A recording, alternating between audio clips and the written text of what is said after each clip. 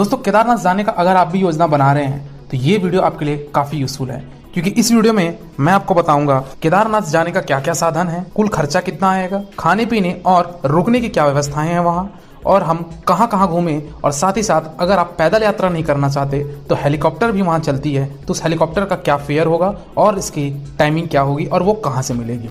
तो आज की वीडियो में बने रहिएगा। मैं पूरी तरीके से आपको मैं बताऊंगा कि केदारनाथ जाने के लिए आपको एक परफेक्ट प्लानिंग कैसे करनी है। तो आज की वीडियो में मैं आपको केदारनाथ जी की यात्रा का पूरा विस्तार पूर्वक वर्णन करूंगा।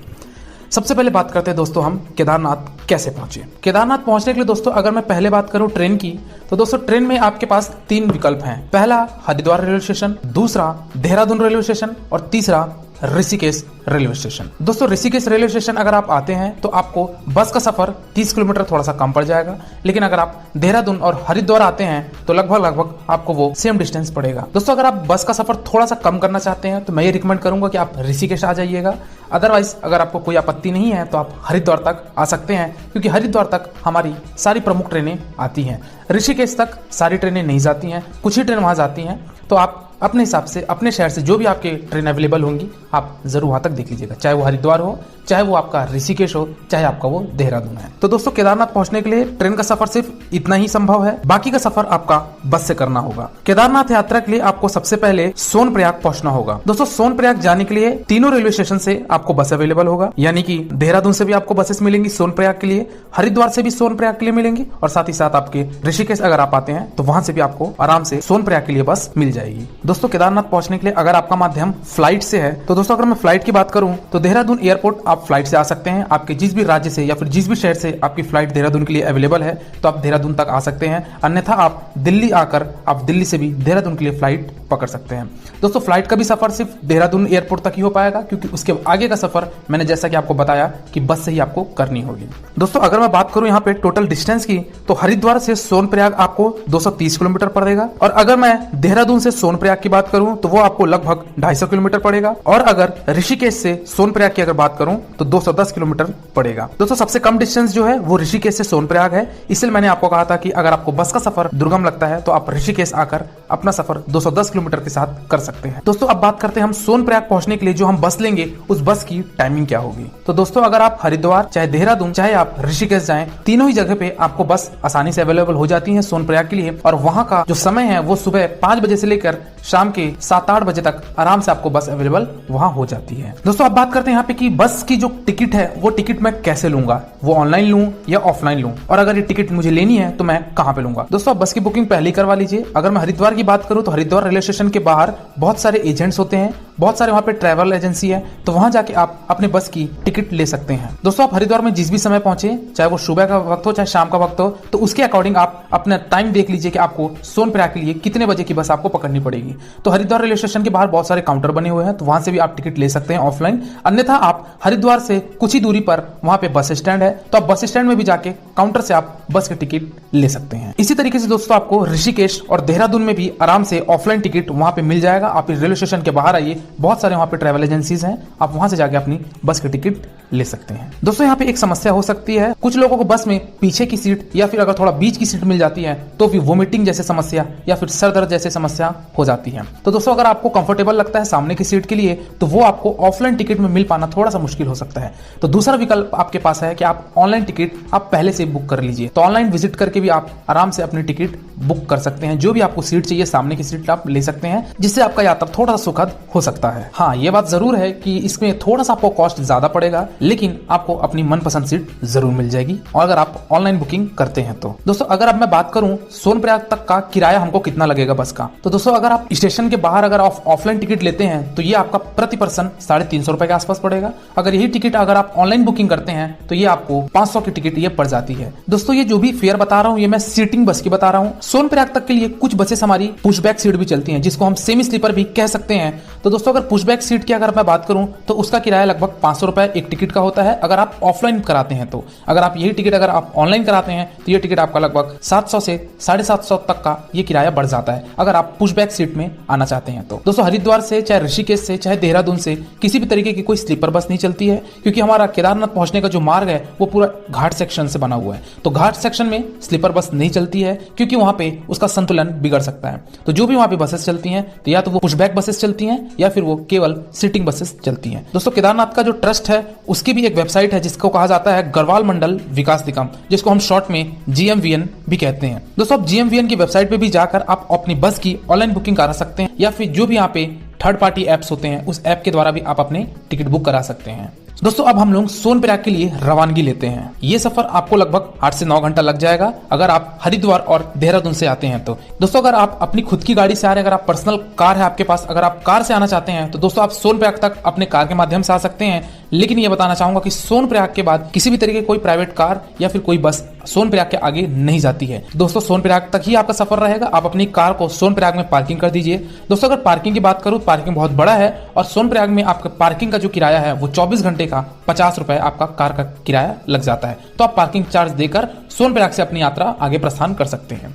दोस्तों सोनप्रयाग आप पहुंचते हैं, अगर आपको सोनप्रयाग पहुंचते पहुंचते रात हो जाती है या फिर ये कहूं कि अगर आप सोनप्रयाग में स्टे करना चाहते हैं, आप रुकना चाहते हैं, क्योंकि 8 घंटे का बस का सफर काफी ज्यादा दुर्लभ होता है, तो उस केस में अगर आप सोनप्रयाग में स्टे लेना चाहते हैं तो आप सोनप्रयाग में बिल्कुल स्टे ले सकते हैं। दोस्तों यहाँ पे अगर सोनप्रयाग में रुकने की अगर मैं बात करूं उससे पहले मैं आपको यह बताना चाहूंगा कि बेस्ट सीजन कौन सा होगा केदारनाथ जाने का। दोस्तों जैसा कि आपको पता है केदारनाथ हमारा केवल और केवल 6 से 7 महीने के लिए ही कपाट खोला जाता है, जो कि अप्रैल में अक्षय तृतीया के दिन केदारनाथ जी का कपाट खुलता है और अक्टूबर नवंबर में कार्तिक पूर्णिमा के दिन केदारनाथ जी का कपाट बंद हो जाता है। तो अप्रैल में से लेकर अक्टूबर नवंबर तक के बीच का जो समय है, इस समय में जो आपका बेस्ट सीजन है वो है सितंबर से अक्टूबर का। दोस्तों थोड़ी सी यहाँ पे ठंड होती है बट ये समय पीक सीजन नहीं होता। कहने का मतलब ये है कि इस सीजन में आपके बजट भी थोड़े कम आएंगे और भीड़ भी थोड़ी सी कम होगी। दोस्तों मई और जून की अगर मैं बात करूं काफी ज्यादा वहां पे भीड़ होती है क्योंकि ये गर्मी छुट्टी का सीजन होता है, तो काफी लोग वहां जाते हैं। और दोस्तों अगर आप जुलाई अगस्त में जाते हैं तो केदारनाथ में कभी भी वर्षा हो जाती है जिससे आपकी यात्रा में उतना आनंद नहीं आ पाएगा। इसलिए आप जुलाई अगस्त का सीजन मत करिए। करना है तो आप आराम से अपना अक्टूबर नवंबर कर सकते हैं क्योंकि वो सीजन में आपका बजट भी कम हो जाते हैं, क्योंकि होटल के चार्ज, खाने पीने के चार्ज डबल से ट्रिपल रेट वहां के लोग चार्ज करते हैं अगर आप मई सीजन में जाते हैं। इसलिए बेस्ट सीजन है आपका अक्टूबर और आप नवंबर में जाइए, आराम से आप दर्शन कर लेंगे और साथ ही साथ आपको कम बजट में केदारनाथ का दर्शन हो जाएगा। दोस्तों अब मैं बात करता हूँ सोनप्रयाग में अगर आप रुकना चाहते हैं तो वहां के होटल का किराया आपको 800 से 1000 तक मिलेगा। आप थोड़ी बहुत बार्गेनिंग करा सकते हैं अगर आप ऑफ सीजन में जा रहे हैं। अगर आप वही मई जून में जाएंगे तो इसका किराया लगभग 3000 से 4000 रुपए होटल वालों का किराया हो जाता है 24 घंटे का। दोस्तों अगर आपको ये 1000 रुपए भी काफी ज्यादा लग रहा है, अगर आप रूम नहीं लेना चाहते हैं तो दूसरा ऑप्शन आपके पास है डॉर्मेंट्री। दोस्तों सोनप्रयाग में बहुत सारे डॉर्मेंट्री हैं, आपको वो 350 रुपए प्रति व्यक्ति प्रतिदिन के हिसाब से वो आपको चार्ज करेंगे। दोस्तों अगर ये बजट भी आपको अगर ज्यादा लग रहा है तो मैं तीसरा विकल्प आपको बताता हूँ। सोनप्रयाग में आपको हॉल भी मिल जाएंगे। दोस्तों एक बहुत बड़ा हॉल है जिसमें आपको गद्दे, तकिए और आपको रजाई दे दी जाएगी और 100 रुपए प्रति व्यक्ति प्रतिदिन के हिसाब से आपको लिया जाएगा। दोस्तों रही बात सामान रखने की तो वहाँ पे आपको क्लॉक रूम भी दे दिया जाएगा जिसमें आप अपना सामान रख के आप उसको लॉक करके चाबी अपने पास रख सकते हैं। दोस्तों अब हम बढ़ते हैं आगे की तरफ। सोनप्रयाग से दोस्तों आपको बढ़ना पड़ेगा गौरीकुंड के लिए। दोस्तों सोनप्रयाग से गौरीकुंड का जो डिस्टेंस है वो 5 किलोमीटर है और सोनप्रयाग से गौरीकुंड आपको कैसे पहुंचना है तो वो आपके पास 2 विकल्प है। सोनप्रयाग से अगर आप खच्चर से जाना चाहते हैं पूरा केदारनाथ जी के मंदिर तक तो आप सोनप्रयाग से ही खच्चर ले सकते हैं। घोड़े खच्चर का किराया आपका ये 2500 रुपए पड़ता है एक व्यक्ति का एक बार जाने का। और दूसरा विकल्प आपके पास है दोस्तों कि वहां पे प्राइवेट टैक्सी। दोस्तों सोनप्रयाग के आगे मैंने आपको बताया आपकी पर्सनल कार या फिर किसी भी तरीके की बस नहीं चलती है, तो वहां आपको सुमो, बुलेरो इस तरीके की आपको गाड़ी देखने को मिलेगी जो कि वो 30 रुपए प्रति व्यक्ति लेते हैं और वो 5 किलोमीटर का दूरी आपको आधे से 1 घंटे में आपको वो गौरीकुंड पहुंचा देते हैं। तो दोस्तों आप गौरीकुंड इस जीप के माध्यम से पहुंच सकते हैं और अगर आप ट्रैकिंग नहीं करना चाहते यानी पैदल यात्रा नहीं करना चाहते हैं तो आप सोनप्रयाग से ही घोड़े खच्चर लेकर आप केदारनाथ यात्रा की तरफ प्रस्थान कर सकते हैं। दोस्तों हम गौरीकुंड पहुंच चुके हैं। वहां पे गौरीकुंड में ही एक श्री गौरी माता मंदिर है, तो वहां पे गौरी माई का भी आप दर्शन कर सकते हैं। वहां पे एक छोटा सा मंदिर है तो वहां पे आप गौरी माता का भी दर्शन कर सकते हैं। सोनप्रयाग में गौरीकुंड के लिए काफी लंबी लाइन लगानी पड़ती है क्योंकि वहां पे काफी दर्शनार्थी होते हैं जिसकी एक लंबी लाइन होती है। अगर आप मई जून के सीजन में जा रहे हैं तो आपको 1 से 1.5 घंटा आपको बुलेरो के लिए या फिर सुमो के लिए लाइन लगाना पड़ेगा, लेकिन वही अगर आप ऑफ सीजन में आते हैं तो आपको हार्डली आधे घंटे के अंदर अंदर आपको आराम से सुमो मिल जाएगी जिससे आप अपना गौरीकुंड का सफर तय कर सकते हैं। और दोस्तों मैं यही रिकमेंड करूंगा कि आप सोनप्रयाग से अर्ली मॉर्निंग निकलिए यानी कि 3 बजे 4 बजे ही आप वहां से प्रस्थान करिए गौरीकुंड के लिए, क्योंकि गौरीकुंड से जो केदारनाथ की जो डिस्टेंस है वो 16 किलोमीटर की है जिसमें आपको पैदल चल के जाना है। तो वो अगर आप गौरीकुंड सुबह पहुंचेंगे तब आप शाम तक आराम से केदारनाथ पहुंच सकते हैं। इसलिए मैं ही रिकमेंड करूंगा कि आप सोनप्रयाग से गौरीकुंड के लिए सुबह ही निकलिए। दोस्तों गौरीकुंड पहुंच के अगर आप चाय नाश्ता करना चाहते हैं तो चाय नाश्ता भी कर सकते हैं। लंच की भी वहां पे व्यवस्था होती है, तो अगर दोपहर में अगर पहुंचते हैं तो दोपहर में आपको खाने पीने की वहां पे व्यवस्था मिल जाएगी और साथ ही साथ आपको वहां पे लंच भी मिल जाएगा। दोस्तों गौरीकुंड अगर आप प्राइवेट टैक्सी से आते हैं यानी कि बुलेरो सुमो से आते हैं तो वहां से भी आपको गौरीकुंड से भी खच्चर मिलते हैं, लेकिन यहाँ पे किराया आपका 2300 रुपए पड़ता है।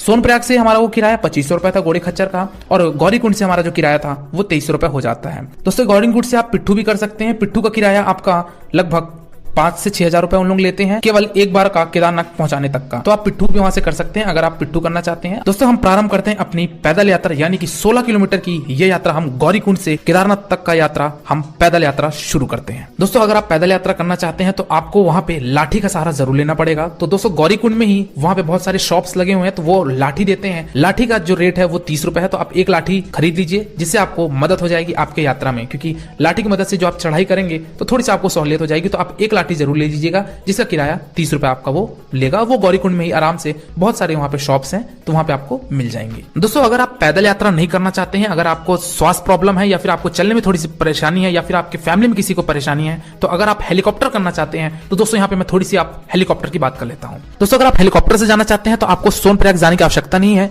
सोनप्रयाग से 15 किलोमीटर पहले आपको एक जगह पड़ेगी जिसको कहा जाता है फाटा। दोस्तों आप फाटा उतरिए और फाटा में ही आपका काउंटर बना हुआ है तो वहां से आप टिकट बुक कर लीजिए। दोस्तों टिकट की अगर मैं फेयर की बात करूं तो आपका 6000 रुपए राउंड ट्रिप का होता है, यानी कि अगर आप फाटा से केदारनाथ जाना चाहते हैं, वहां दर्शन करके वापस लौटना भी चाहते हैं तो उसका एक व्यक्ति का जो किराया है वो आपका 6000 रुपए पड़ जाता है। दोस्तों अगर आप पीक सीजन में आ रहे हैं या फिर हो सकता है आपको हेलीकॉप्टर के टिकट ना मिले ऑफलाइन, तो आप ऑनलाइन बुकिंग भी कर सकते हैं। दोस्तों जो वेबसाइट है वो आपके स्क्रीन के सामने ये है और इस वेबसाइट पे जाके आप अपनी हेलीकॉप्टर की बुकिंग भी करवा सकते हैं। चलिए दोस्तों अब बात करते हैं हम यहाँ पे पैदल यात्रा की। दोस्तों पैदल यात्रा करते हुए आपको काफी ज्यादा सुंदर प्राकृतिक सौंदर्य दिखेगा और साथ ही साथ वहां पे बर्फ की ग्लेशियर्स, वहां पे पर्वतों पे बर्फ की चादर और साथ ही साथ वहां का नजारा काफी सुंदर होता है। मंदाकिनी नदी के ऊपर पुल बने हुए हैं तो पुल का भी बहुत अच्छा आनंद ले सकते हैं। वहां की जो व्यूज हैं, वहां की जो ब्यूटी है वो काफी अच्छी है। अगर आप फोटोशूट में इंटरेस्ट रखते हैं तो आप बाकायदा इस 16 किलोमीटर की पैदल यात्रा का आप भरपूर आनंद आप उठा सकते हैं। दोस्तों इस पैदल यात्रा के दरमियान आपको पर्वतों पर कुछ पुराने मार्ग दिखेंगे। पुराने मार्ग कहने का मतलब दोस्तों कि 2013 की जो आपदा आई थी, जो केदारनाथ में जो बाढ़ आई थी और जो आपदा आई थी वो काफी रूह कांप देने वाली आपदा थी, जैसा आप सबको मालूम होगा।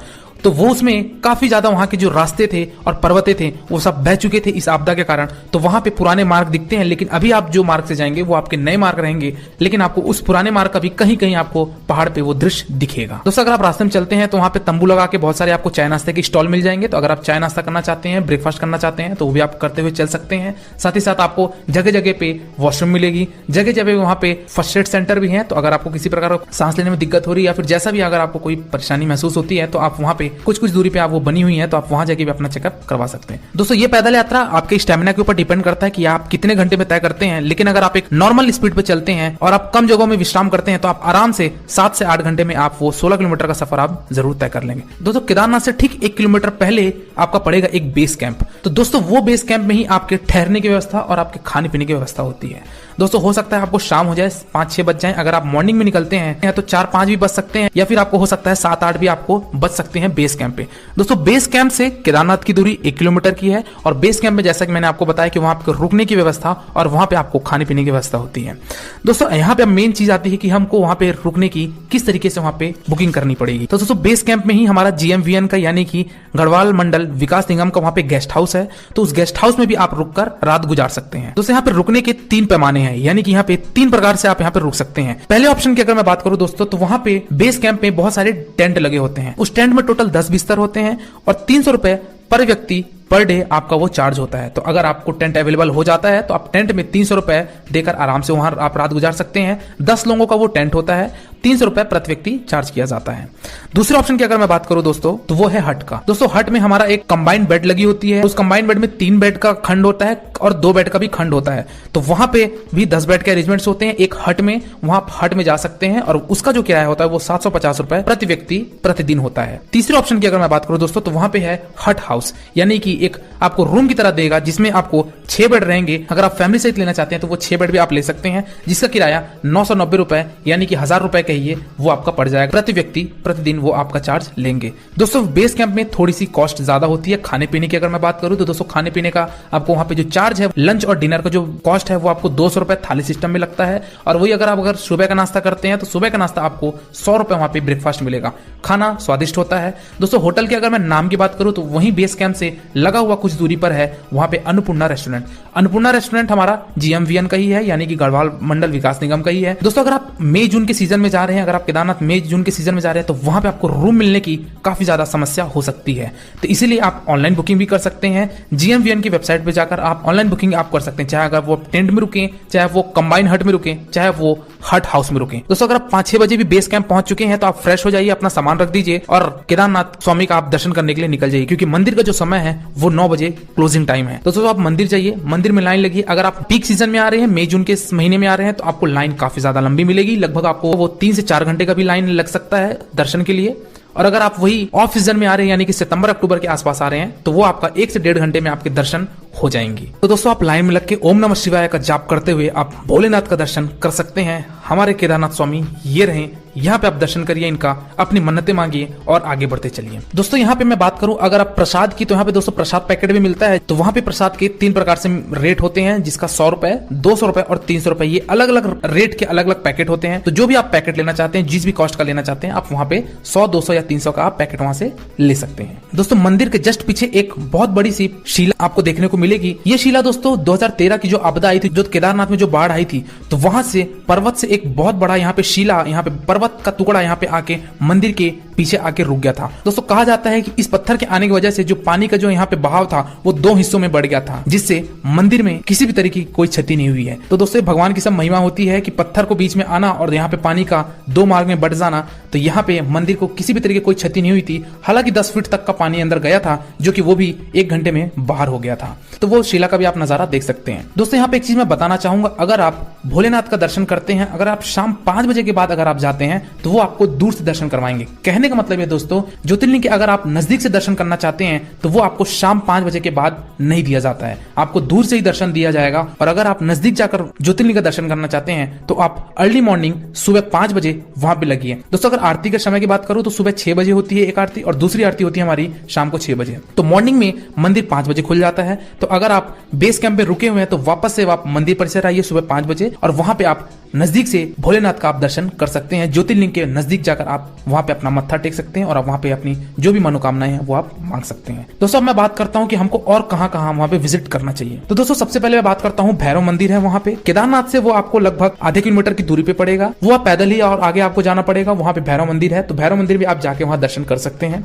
दूसरे स्थान की बात करूं दोस्तों, तो वो है तो वासुकी ताल। वासुकी ताल का दूरी लगभग 6 से 7 किलोमीटर की पड़ती है। वहां का जो ब्यूटी है वो भी बहुत अच्छा है, वहां भी आप जाके विजिट कर सकते हैं, घूम सकते हैं। लेकिन ये कहना चाहूंगा कि ये जो 6 से 7 किलोमीटर का जो दूरी है वो काफी ज्यादा लंबा हो जाता है, क्योंकि आपको इसमें भी ट्रैकिंग करके जानी पड़ती है, चढ़ के जाना पड़ता है। तो अगर आप वासुकी ताल जाना चाहते हैं, तो आपको 1 दिन और स्टे करना पड़ेगा, बेस कैंप में आपको 1 दिन और रुकना पड़ेगा, तभी आपका वासुकी ताल कवर हो पाएगा। दोस्तों तीसरे स्थान की अगर मैं बात करूं, तो वो है आपका गांधी सरोवर। ये आपका 3 किलोमीटर पड़ता है मंदिर से, तो आप वहां पे गांधी सरोवर भी जा सकते हैं। दोस्तों बेसिकली एक तालाब है जिसका दृश्य काफी अच्छा है। दोस्तों अब मैं बात कर लेता हूं कि ये पूरी यात्रा को करने में हमको टोटल कितने दिन लगेंगे। दोस्तों ये आप मान के चलिए आपको 4 दिन का स्टे जरूर लेना पड़ेगा। केदारनाथ अगर आप दर्शन करने आ रहे हैं, तो 4 दिन का आप स्टे कम से कम लीजिए। कहने का मतलब ये है कि 2 दिन जाने के लिए और 2 दिन वापस आने के लिए, क्योंकि अगर आप केदारनाथ मंदिर से वापस गौरीकुंड के लिए आएंगे, तो वो भी आप पैदल यात्रा करेंगे। 16 किलोमीटर का पुनः आपको यात्रा करना पड़ेगा। हालांकि इसमें आपको समय कम लगेगा, लगभग ये आपको 5 घंटे में आप आ जाएंगे, क्योंकि ये उतार था, जाते टाइम हमको पूरा चढ़ाई था, इसलिए हमको समय ज्यादा लगा, लेकिन आते टाइम हमको ये ढाल पड़ेगा, इस कारण हमारा समय कम लगेगा। तो कम से कम आप 4 दिन का एक जरूर बैकअप लेके चलिए और आराम से आप अपने यात्रा का आनंद उठा सकते हैं। अब जहां से भी आ रहे हैं दोस्तों, वहां पे आपको जो ट्रेन की जो वहां पे ड्यूरेशन लगेगी, उस ड्यूरेशन को वो ऐड नहीं कर रहा हूं। यहाँ पे मैं केवल हरिद्वार से लेकर केदारनाथ यात्रा और वहां से वापस आने के हरिद्वार तक की यहाँ पे जो दिन बता रहा हूं, वो आपके टोटल 4 दिन आपके यहाँ लगभग आपके लग जाएंगे। तो इस हिसाब से आप प्लानिंग करिएगा, 2 दिन जाने के और 2 दिन वापस आने के। दोस्तों लास्ट में बात कर लेता हूँ यहाँ पे कुल खर्चे की कितने आएगी। दोस्तों यहाँ पे खर्चे को मैंने 3 भाग में कैटेगराइज किया है। अगर आप पैदल यात्रा करते हैं, यानी कि गौरीकुंड से अगर आप पैदल यात्रा केदारनाथ तक करते हैं और वापस केदारनाथ से आप गौरीकुंड आते हैं, तो वो आपका एक व्यक्ति का किराया लगभग 3000 रुपए प्रति व्यक्ति लग जाएगा। दोस्तों ये जो आंकड़ा बता रहा हूं, ये मैं ऑफ सीजन के लिए बता रहा हूं। अगर आप ऑन सीजन में आते हैं, तो आपका दर ये 5000 भी हो सकता है। लेकिन अगर आप ऑफ सीजन में आते हैं और यदि आप पैदल यात्रा करते हैं, तो आपका 3000 रुपए प्रति व्यक्ति आएगा। दोस्तों दूसरे ऑप्शन की मैं बात करता हूं, अगर आप घोड़ा खच्चर लेते हैं, तो दोस्तों घोड़े खच्चर का अगर आप लेते हैं और अगर आप ऑफ सीजन में आते हैं, तो आपका ये बजट लगभग 7000 रुपए हो जाएगा। और लास्ट अगर मैं बात करूं दोस्तों, हेलीकॉप्टर से अगर आप आते हैं, तो हेलीकॉप्टर का किराया आपका 10,000 रुपए तक एक व्यक्ति का जा सकता है। तो दोस्तों ये थे हमारे केदारनाथ यात्रा का पूरा कंप्लीट विवरण। आई होप आपको वीडियो पसंद आया होगा।